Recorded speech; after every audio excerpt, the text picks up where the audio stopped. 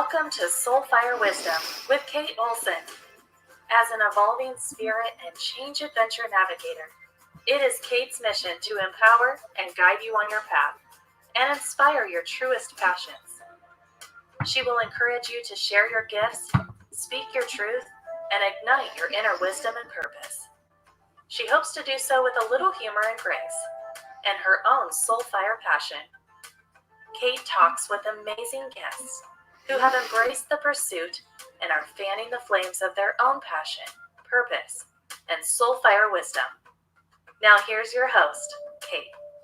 Good morning. Welcome to Soulfire Wisdom and this special panel broadcast on this beautiful Saturday before Christmas. So I'm sure that everyone's busy rushing around getting ready for the holidays. But before we get started, well, first of all, in case this is your first time listening, I want to say that I'm a hypnotherapist, NLP practitioner, and a life coach. But I like to call myself a change adventure navigator because I love helping clients through obstacles and adversity to find their path, purpose, and peace. So now, getting back to, usually I do tips, tricks, and triumphs Tuesdays, but this is a Saturday. So I'm just going to give you a little tip on, keeping calm through all the holiday. I guess we get ourselves into a little bit of a stress frenzy, trying to get prepared for the big Christmas event. And it's good to remember that it doesn't have to be perfect.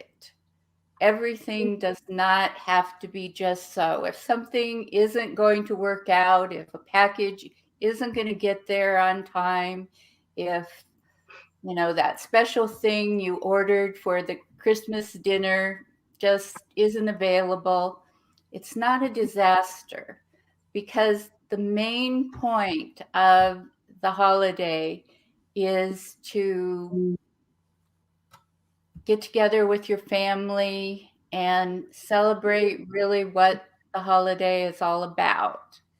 So let go of the expectations.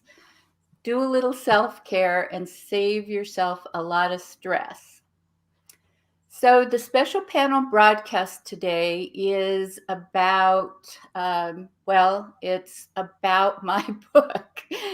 And it's not only about my book, but it's about the books of two other authors who are publishing. We're all publishing in January and February.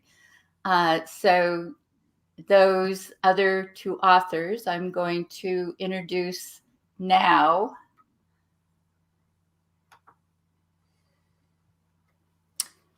Hi, ladies. Good morning. Good morning. Good morning. So I'm going to have Anna, Dr. Anna Margolina, introduce herself. Okay, so I am a hypnotherapist, NLP practitioner, and also Qigong trainer. And I will talk about Qigong a little bit more. Okay. And Dr. Catherine T. Kelly. Yeah, so I'm a holistic health psychologist, author, and speaker, and I also have been trained in hypnosis and other forms of deep meditation as well. And I'm really glad to be here. Great. So I already introduced myself in the beginning. So we'll just kind of get started. We, as I said, we all have books. My book is releasing in January. It's releasing January 11th, actually. and it is called Living in Joyful Resilience, a roadmap for navigating life's ups and downs. And it has an accompanying journal, and the journal is called Simple Soul Thoughts, Collecting Moments of Joy. And although the journal is optional, it's meant to be used with the book. And so I'm going to ask Anna to tell us what her book is. And So, her book is Women Are Like Earth. And it's about cultivating our energy. Because we are trained to use our energy just like we use our earth. We are taking, and we are depleting it. But what if we learn to treat ourselves like our own land, like our earth, and feel responsible for ourselves, for our energy, and instead of just depleting it, learn to cultivate it. So I will share techniques and tools of how we can actually do it. okay, so when are you expecting to release your book? February. February? Yes. And Dr. Kelly? Yeah, so my first book was published in 2013. I republished it in 2018, but it's called Soul Health Aligning with Spirit for Radiant Living. And that book was based on a holistic health model that I created about 20 years ago, actually. And what I realized, I'm a holistic health psychologist. I see many, many clients a week. And throughout COVID, one of the things that I started to realize toward the end of 2020 was that every single branch and in the model, the soul health model that is described in the book, is basically a tree with 10 key branches. And that every one of those branches illustrates a part of the human condition that everybody is trying to figure out and balance out in their lives. The soul part of it, to me, I depict as the trunk, is sort of the essence of who we are, the depth of who we are. But in late 2020, after working with lots of extra clients on top of the heavy load I already had, I realized I needed to write a book to help healthcare providers recover and cope through this whole massive pandemic. And so the book that I wrote, it's called The Healer's Path to Post-COVID Recovery. And it's basically a restorative journey for healthcare workers. And it's really stepping everyone through that model of that tree to help them rebuild and restructure and really kind of regroup and reclaim themselves, because this pandemic, as we know, has hit everybody very hard, and every branch of that tree has been damaged. So my book is really specifically to help healthcare providers recover and rebuild their lives following this pandemic. Yes, including soul care providers, huh? I actually interviewed both. I interviewed over 100 traditional healthcare providers and about three to four dozen holistic health providers. So absolutely, I interviewed almost 150 people altogether to really see what was going on. So doing a lot of soul work myself, and I know you do, Kate. This is it. We've got to Yeah. get down to the essence of who we are in order to heal from this. Anna too. We're all. You do soul work as well, yes. Yeah. So I didn't tell what my book was about. What it's about is really the difference between being joyfully resilient and just being resilient. It's actually broken into three parts. The first part is what I call the why, and that's why or what is the difference between joyful resilience and why it's important. why it's better to be joyfully resilient than just resilient. And then the second part of the book is stories of resilience. There's my stories, and then there's 10 contributors to the book who shared their resilient stories. And those are kind of inspiration, motivation, a call to action, so that people might see themselves in other people's resilience stories, and also see the different traits of resilience and the difference maybe between resilience and joyful resilience. And then the third part is the how to become joyfully resilient as opposed to just resilient. And it gives ways for creating mindset, tools and exercises and different practices that are helpful in creating and building both joy and resilience. So, and then the journal is it's a tool actually. It's helps in creating mindset and actually getting to know yourself better. And that is helpful in building some of the traits that make up resilience. So, Timely. yes. So, do you want to tell us a little bit more about what's in your book, Anna? So, have you ever experienced this when you feel abundant, when you feel vibrant, when everything is easy, when you get up and you just bounce out of the bed and life feels good? And then other times when you try to be positive, you try to plaster the smile on your face, and you drag yourself through every interaction, and it's a struggle, it's pain. So what is the difference?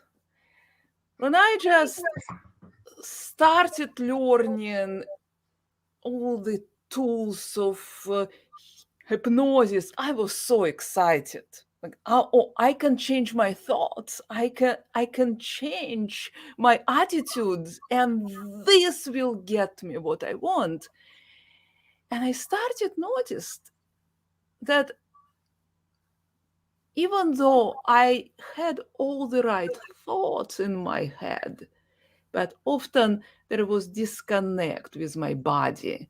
My body was somehow just not on board.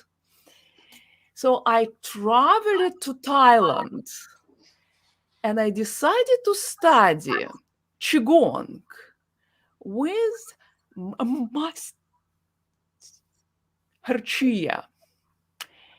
I read books and I was fascinated with his idea that everything is energy, including our emotions.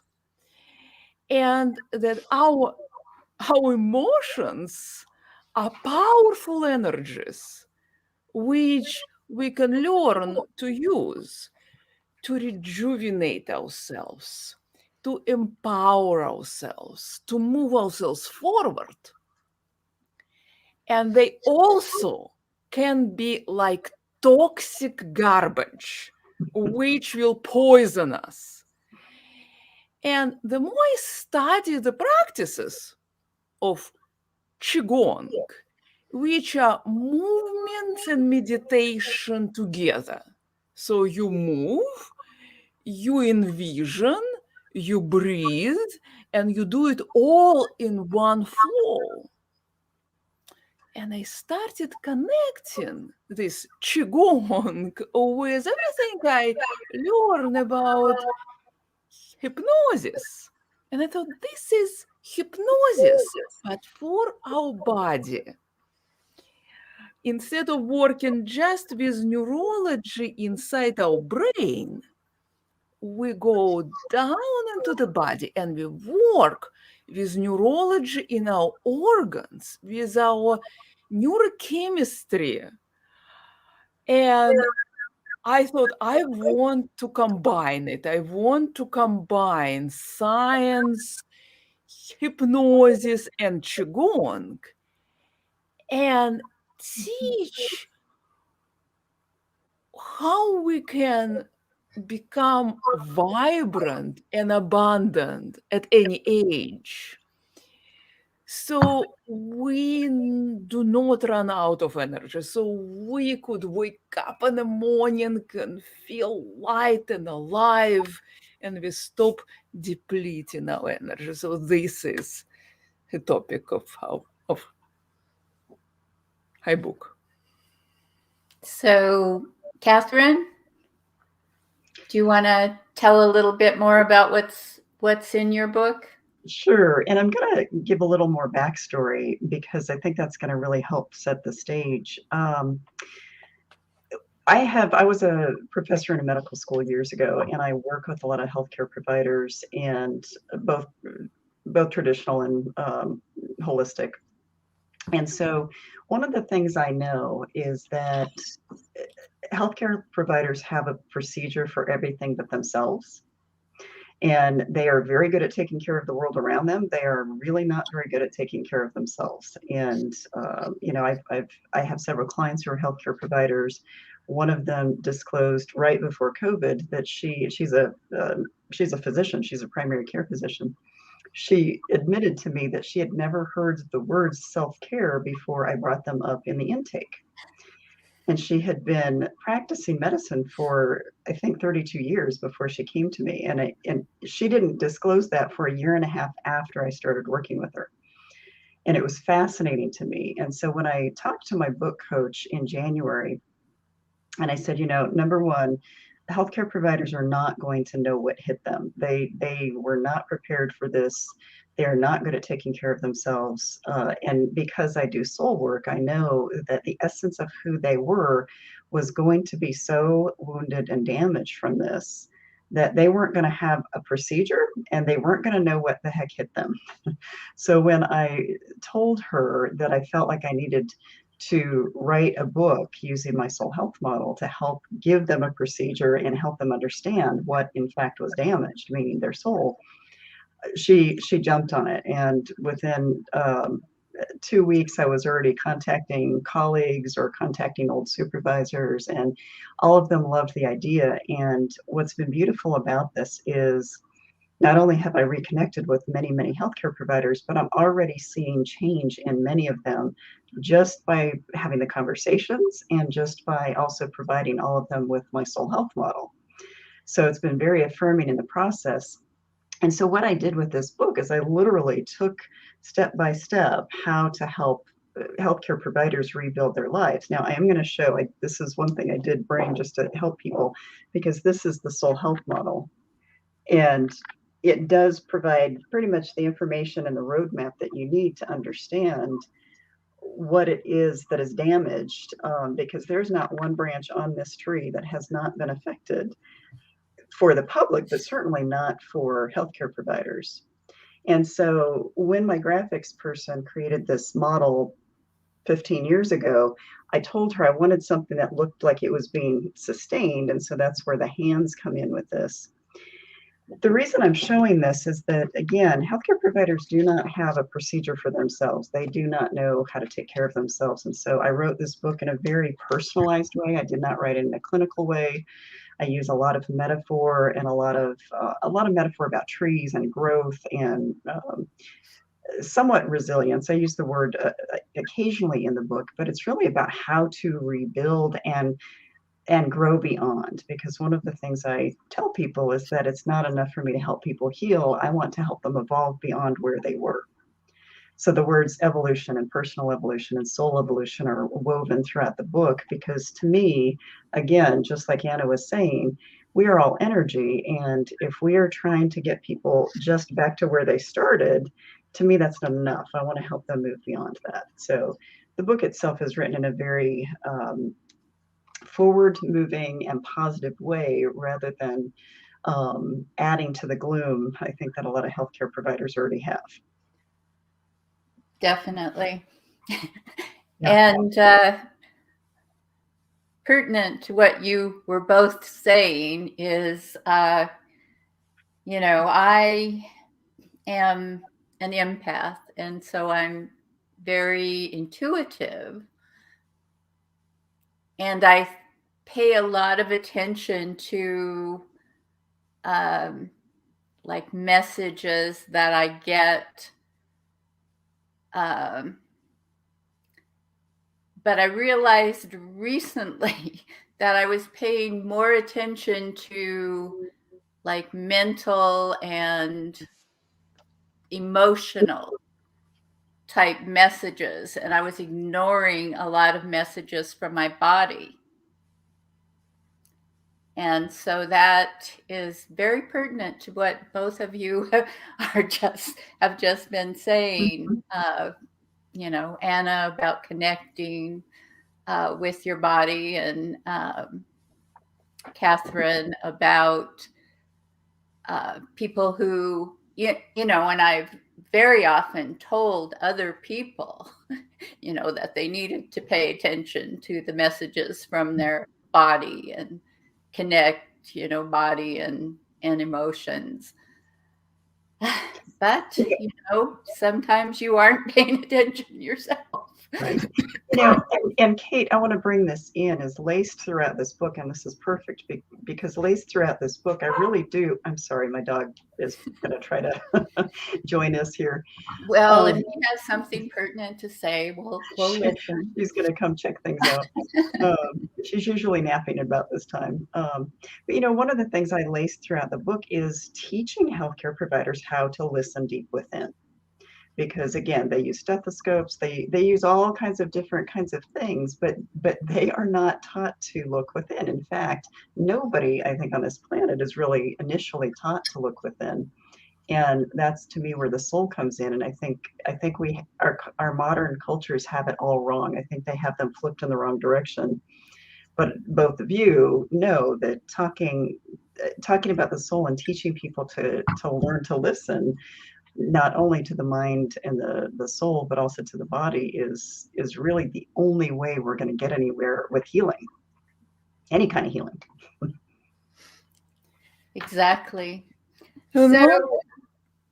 go ahead, Anna. Yeah, Catherine, I love what you are saying, because in Qigong, they really connect to those things. They said where soul energy is coming from.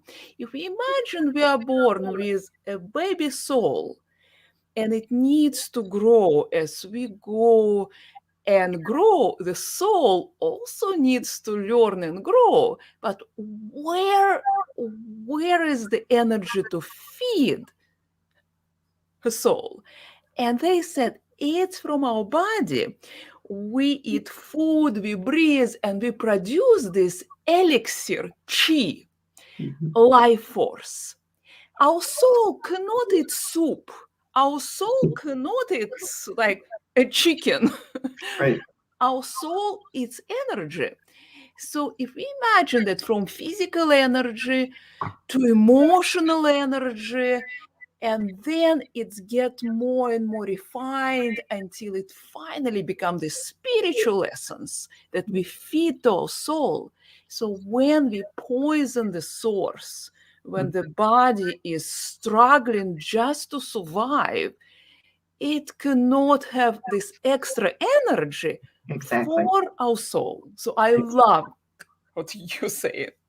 Well, and I appreciate that, because that's the whole point of this model, is showing how integrated each and every part of us is, that each and every one of those branches. So, you know, if we, you know, I say this left and right, that even if one of those branches is wilty or broken, it's going to negatively impact the rest of them. And so because that core source, that soul energy is going to be drained because it's going to be trying to go fix that part of you. But that's the whole point, I think, for anybody, including healthcare providers right now, is they are so decimated and they do not know where to start. And so that is one of the things that is part of my mission, is to get healthcare providers talking about the soul again too, because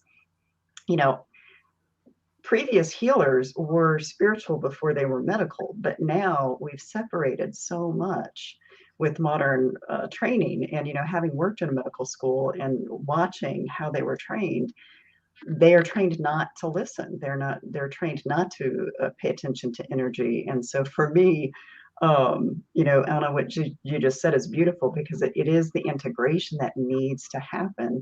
And that's why I'm so excited about getting this book out there, is not only giving providers a plan and a protocol, but to help them start integrating the word soul back into their lives.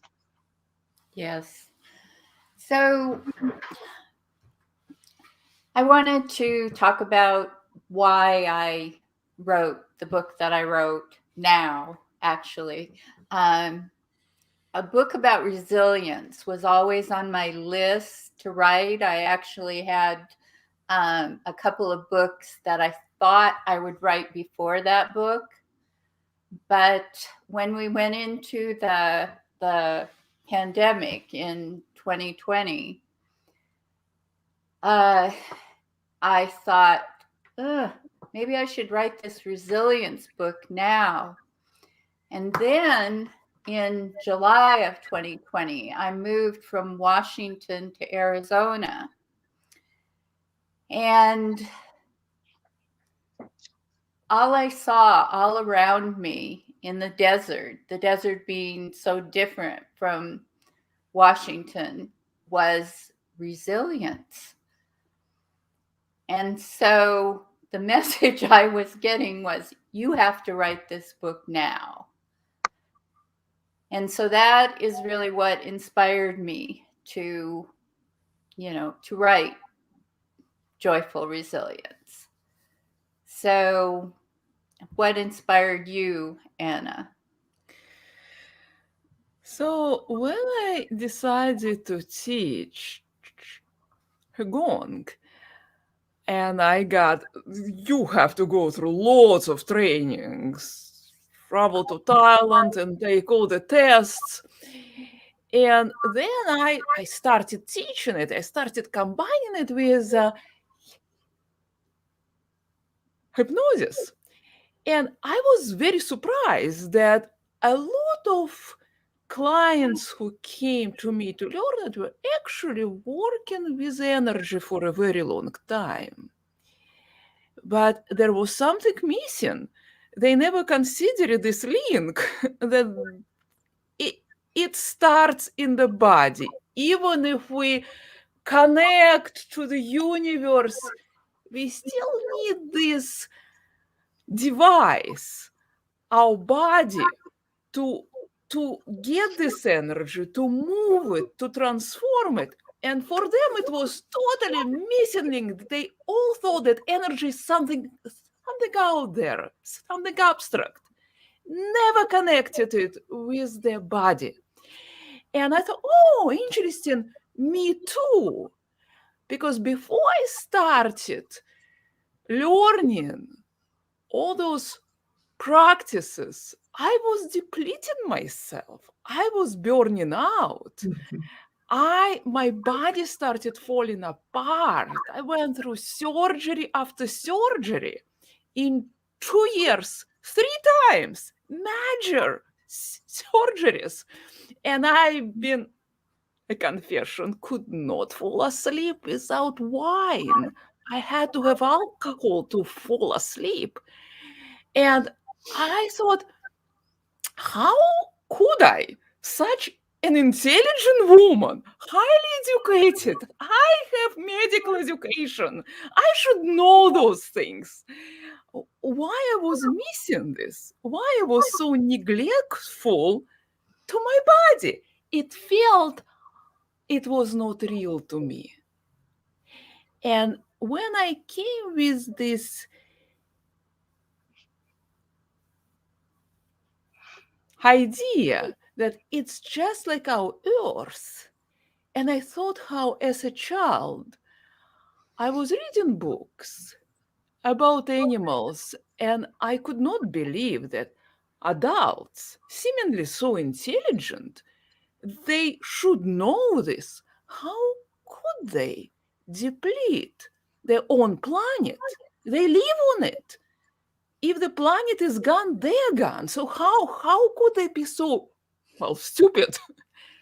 And then when it hit me like a hammer on the head, oh my God, I was doing it to my own body.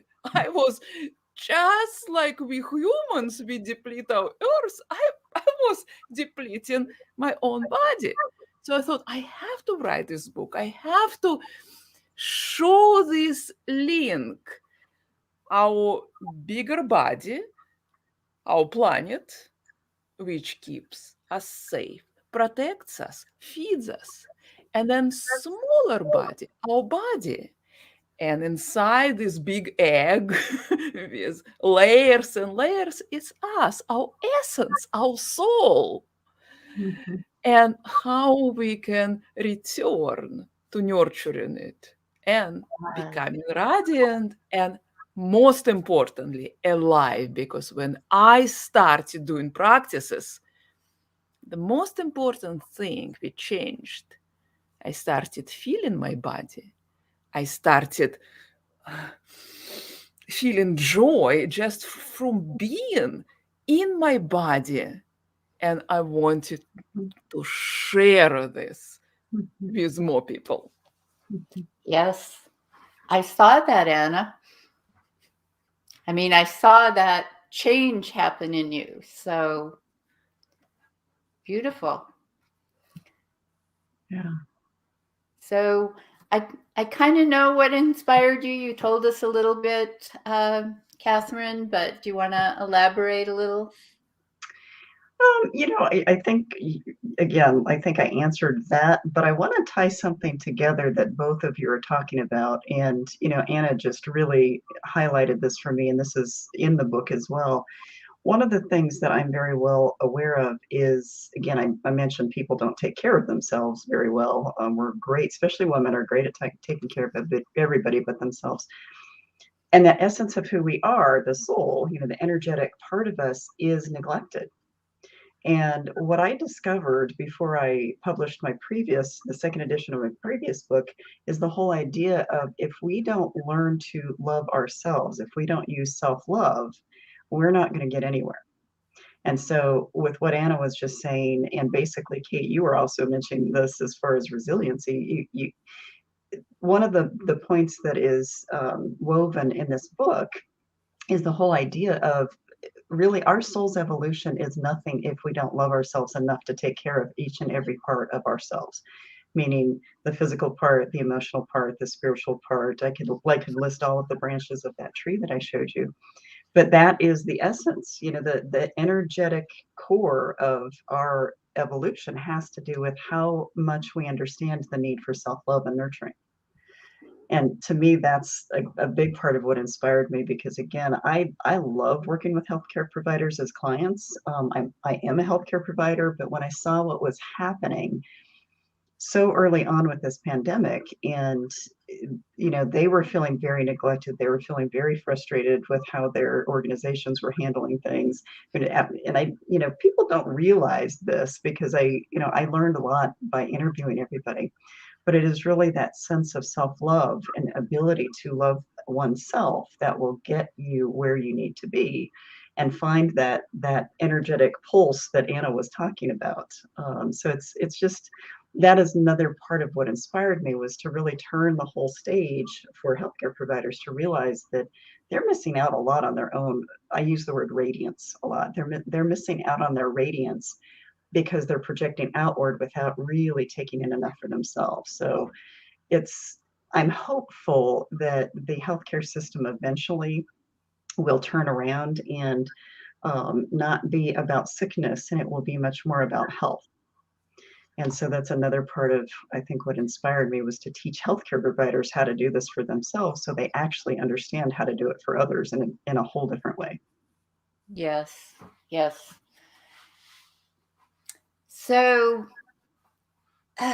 this we've all you guys have both written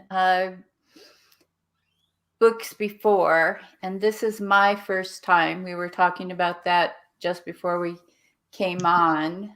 So it's been a whole learning process and discovery process for me. Really finding that there's that whole writing process, but then there's a whole other process of turning it into a book, which I'm, experiencing right now.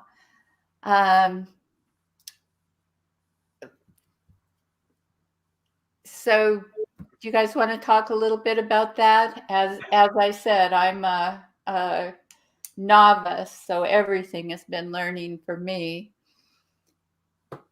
Well, I'm going to throw a few things in real quick here because, the first one is always the best one and the worst one, meaning I think the learning curve for writing is so huge, but I'm going to share something that happened for me this week. I was so depleted this week, and part of it is being a psychologist at this time of year. I've got a lot of clients who are trying to get in before the holidays. There's a lot of heaviness. There's a lot of different layers. And we have COVID ramping up again. And I have a friend, well, I have several friends, but I have one in particular who is currently reading my Recipe for Radiance book, which is my second book. And that book is about, it's a different kind of metaphor. It's basically teaching people to create a self-care plan because people don't know actually how to winnow it down to figure out what exactly nurtures or restores their own soul. So that book it's called The Recipe for Radiance, The Art and Soul of Mastering Self-Care. But I was so depleted and so, dealing with book stuff, dealing with clients, I've got lots of layers of things. I have renovations happening in my house. I mean, there's so many layers of things that are happening. And he emailed me and he said something about the fact that, wow, I'm so impressed with everything you do. I'm reading this book right now. And I said, I'm not feeling that radiant right now. I feel like I'm being a radiant failure. And so to you, Kate, what I would say is, and this is just self-care in general, is it's interesting how healers or healing professionals have to go through the same kind of dips as the rest of the public because it teaches us, it enriches us, and it teaches us, oh yeah, I've got tools. So this first go around with this book, you're going to learn a ton. By the second one, if you publish the second one, you'll have more, but you're still going to feel busy and stressed because that is also the human condition. The human condition has to be difficult and challenge us. Otherwise, we would not be growing. Yes, definitely. One thing that I was confronted with in this book process was I've for a long time practiced listening to my intuition. But on the other side, I always like to see the good in people and things. That's kind of my natural go-to. So I sometimes try to make excuses, like when my intuition tells me something, I try to make excuses for that good side of things that I want to see. And in this book process, I didn't listen to my intuition in the beginning. And it led me to a learning experience that I'm just, like shaking my head is you knew that, you saw that, you didn't listen. So, it's a constant learning process. I don't know if we ever reach the point. Yes, it's a constant process. To me, it was interesting because I have a few books which I needed only to write and then I would send them to the publisher, and then there was a book. And this book I publish it myself, and I have to do everything myself. And I found myself something that I teach my clients not to do. Like it's my own medicine. I keep changing the book. I keep revising it. And I know that later I will look at it and I will wonder, why did I move this around? It's practically the same. But there is something this, and I think that this is this inner fear interfering with my desire to get it out. That I'm creating all those stumbling blocks and just one more revision. I just need to add this. I just need to move those pieces around. And I just need to grab myself and say, stop it. You always can publish another book. Just get it out. Yeah. You can never get everything, in. So That's why people write more than one book. yes, Yeah. definitely. So what have you learned from this process that, even though it's like your second or third go around, what have you learned this time around, Catherine? About the book process itself or about the Yeah. content of the book? Well, either one. So, my biggest thing, and I'm really glad I did it this way this time. When I published Soul Health and then did the second edition, and then published literally a year later, published my second book, the Recipe for Radiance, everything felt so pushed and rushed, and I was stressed. And this time around, I did not want to do that. I didn't want to be as stressed as I was. I didn't want to be as worn out. And so my book coach really wanted this book to be out this fall. And I told her, number one, I do not want to be stressed the way I was, because I still have a very full schedule beyond writing and editing and publishing and with the other work that I do. And so I listened. I did listen better to myself, because I pushed back and said, no, this is not the right time for me to get this book out. And I said, I want to do it in February. My date for the book is 2/22/22, because 2/22/22 numerologically is a day of new beginnings. And it feels perfect as far as using that knowledge of, okay, this is a day of new beginnings, it's an auspicious day. It aligned with me. And so I really did listen to myself in that way to say, no, this is how I need to do this. And what was interesting is, and I told her, with this next, and this was before this wave of COVID, this was back in July, I said, I don't think healthcare providers are going to be ready for this yet anyway, because they're still in the throes of all of this. And so she understood that. Well, yesterday when we met, she was so, I'm not going to use the words she used, because they were uncharacteristic of her in a good way. I mean, she used some words that were, she used them to make sure I knew she was serious, but she basically told me how powerful this book is and how right I was to push back to her, because timing would not have been right had we pushed to get this out. And so I think, Kate, for your next book, listen, yes, you do soul work, so practice what you preach, because it will come out better for you. Yes. Well, the book was originally supposed to come out in December, and I pushed it to January. But what happened is, I pushed it to January because I felt stress in getting things done with the publisher for the December release. But what happened is when I pushed everything to January, they slowed down on everything. So I'm still rushed at the end, Right. which I didn't want to happen.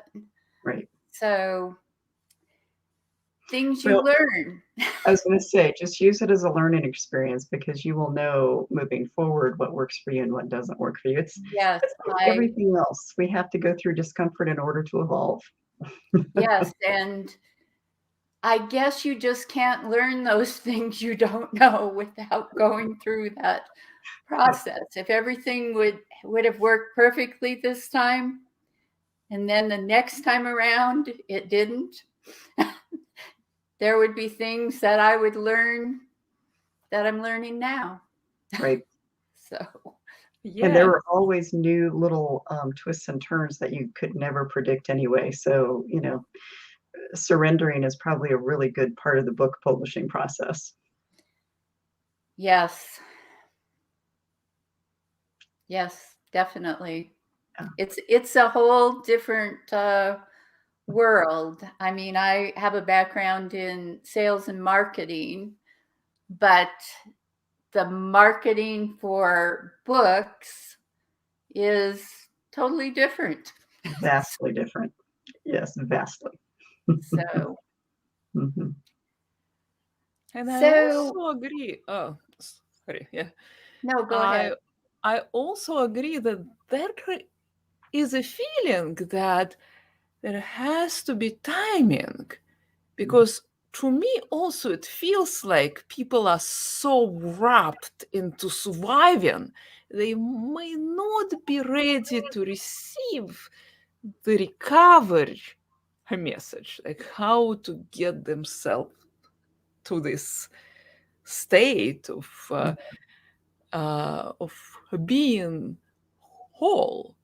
So this kind of unconscious pushing, maybe actually intuition saying, hey, this book has to come out when people say, hey, I need tools. I need to know now. I'm alive. Now we are through. Now what? Mhm. Yeah, we aren't through, but I think people are reaching for that place that they want to be done with this. Mhm. So hopefully they'll be ready to have some tools to help us get there. Yes. Mhm.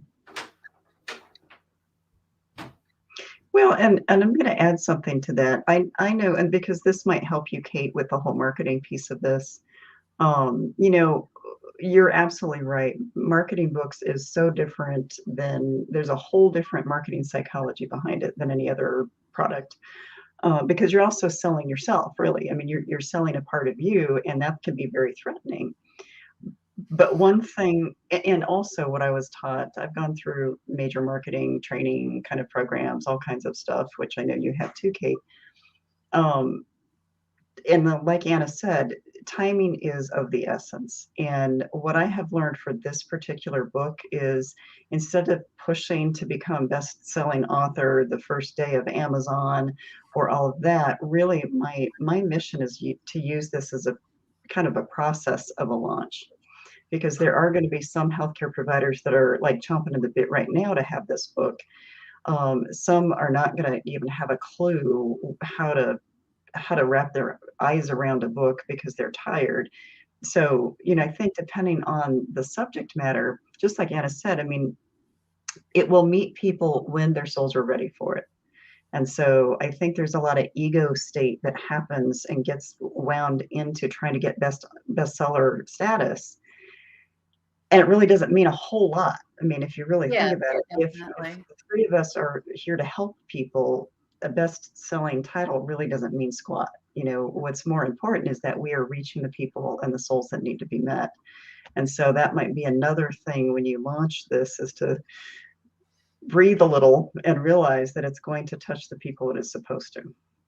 Yes, and that is very true. I've written this book and the journal that goes with it to be tools that people can use, not just now.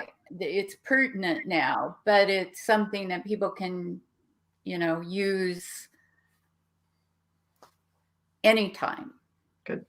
In Wonderful. the future. So yeah, you're right. Definitely. Yeah, and you don't learn that until you've published a couple books. So give yourself a little break. Yeah, I've learned that that's important and pertinent to all of our books, is that I've been having to give myself a lot of like self-care and self-affirmation, and just try to support myself in the way that that I am often telling clients that they need to support themselves and get support. So it's been an interesting experience on many levels, not just the learning of the whole culture around writing and publishing, but how I've dealt with it and responded to it. And I've been writing about resilience, but I've been also having to have a lot of resilience. And because I've been writing about the importance of joyful resilience, I've been trying to also practice this. Yeah. Which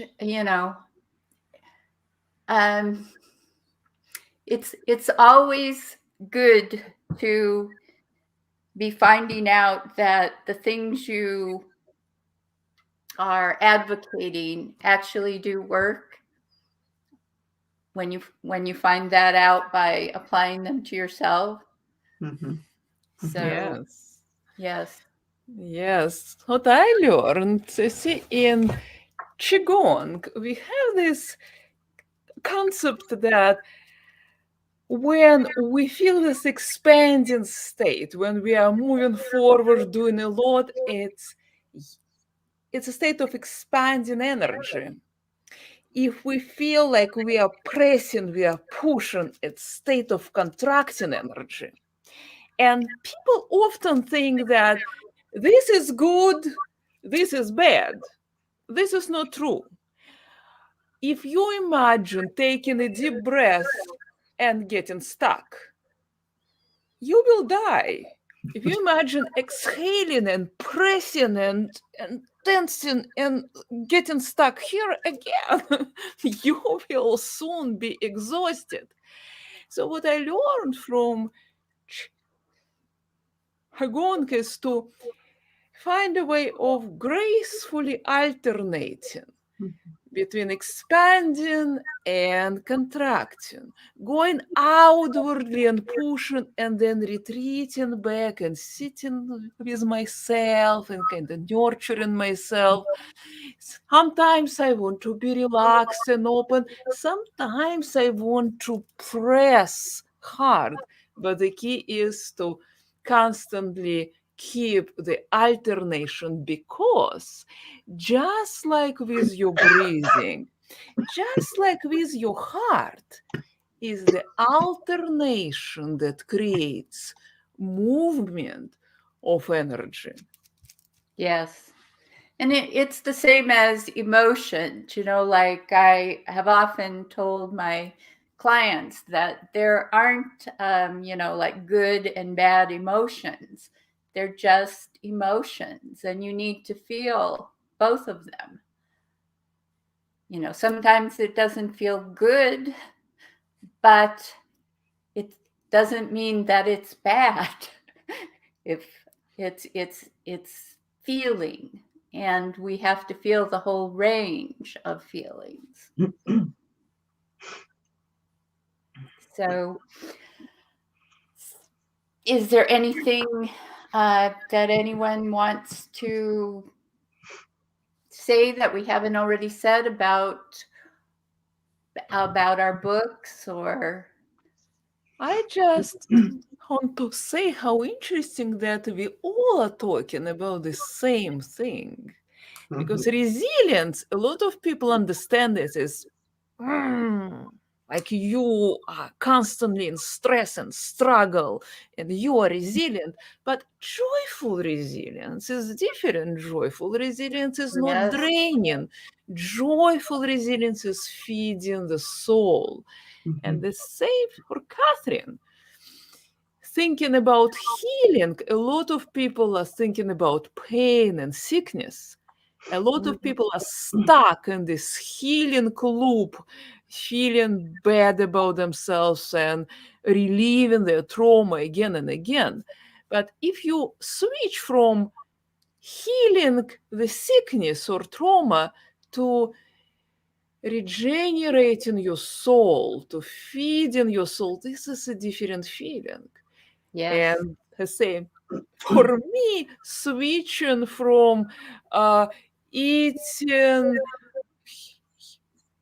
healthy, being on a diet and exercising to nurturing yourself like your own land, becoming a gardener for your garden.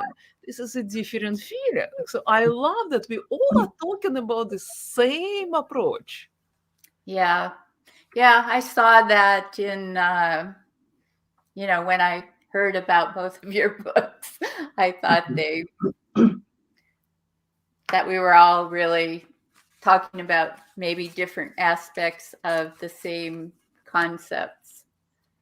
So I think it's something everybody needs to hear. So that's why I wrote my book, and I know that's why you guys did too. Well, and if I were to just put a cap on what we've talked about, it would be the expansion of light. And either all three of us are trying to do the same thing, just in slightly different ways, through these books, is to offer some sort of instruction on the expansion of the inner light. And Yeah. there's so much darkness out there that shrouds our inner light, and being able to find some different paths to get there, I think, is so important right now. Yes. And you see people struggling with that, like expressing it in very negative ways. Yes. So, okay, well. Yeah, I agree that it expansion of love, so we could have more of it for ourselves and others. Yes.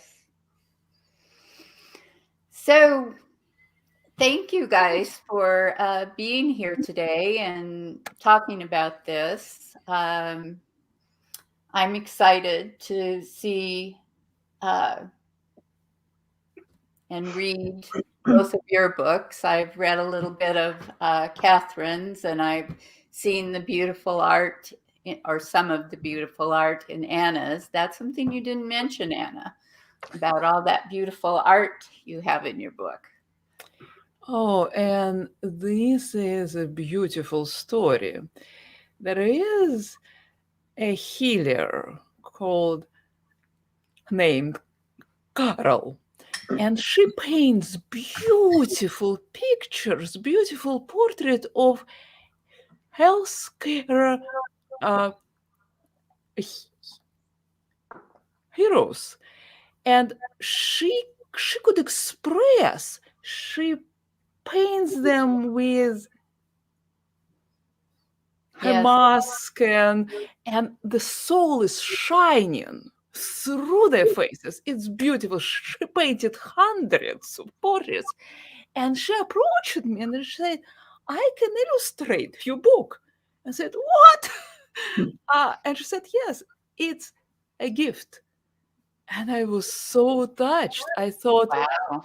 the universe is giving me a sign that it's a work which is needed, because her light which she just so generously shining, and she, out of her busy life, out of everything she does, she decided to give it to me.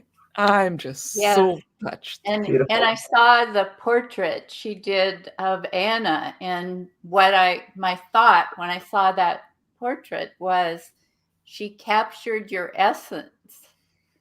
So it was just beautiful. Yes. So okay, well, I think we've said what we needed to say today. As I said, my book will be launching January 11th. And then I will be having a 3-day launch event. It's called the Joy Resilience Connection, 3 days to start a joyfulness practice that fuels resilience. So I'll be posting info about that soon. And any last words, Anna and Catherine? Thank you, Kate. Thank you for this wonderful opportunity, because it's not only being there and talking about, but knowing that those ideas are out there, that other people are doing this, and we all are bringing it out. Yes. Yes, and I just want to say thank you to both of you too. What a wonderful way to spend some time on a Saturday with two beautiful souls who are trying to, bring this message of light out to the world. So I appreciate Yes. that as well. And best of luck to both of you with your launches too. Okay, and thank you both, Anna and Catherine, for being Thank here. you. And I'll talk to you soon. And I want to thank the listeners for being here today. And have a great Saturday and a good Christmas and New Year. So I'm just going to say bye for now. Thank you for listening to Soul Fire Wisdom with Kate Olson. We hope you enjoyed the show. If we made you laugh, brightened your day, or sparked a new thought, we have succeeded in our mission. Join us next time when we'll share more secrets and truths and all the magic of transformation that is the journey to Soul Fire Wisdom. Always remember, be fierce in the pursuit of what sets your soul on fire.